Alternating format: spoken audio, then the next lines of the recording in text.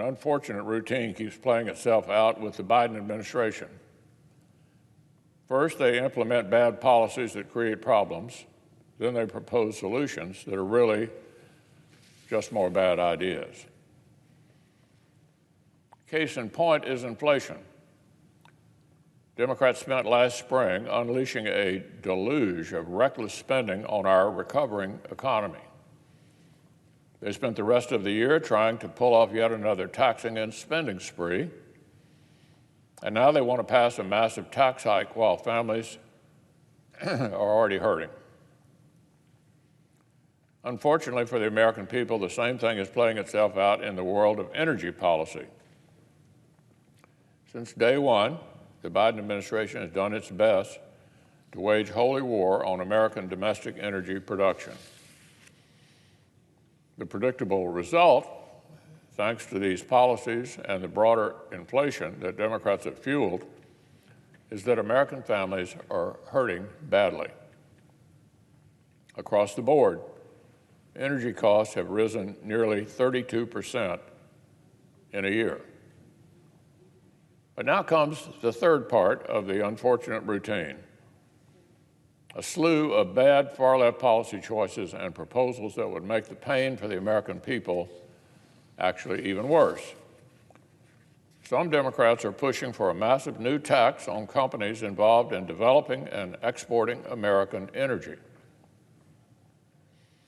The last time this wrong-headed idea was given legs, President Carter ended up reducing domestic production, increasing our foreign dependence, and raising Americans' prices at the pump. And over the last few weeks, the Biden administration took two more steps in the wrong direction. After ignoring federal law by failing to award a single oil or gas development lease for 5 straight quarters, the administration has shrunk its land offering by 80%, while jacking up its royalty rate by 50%. That's right.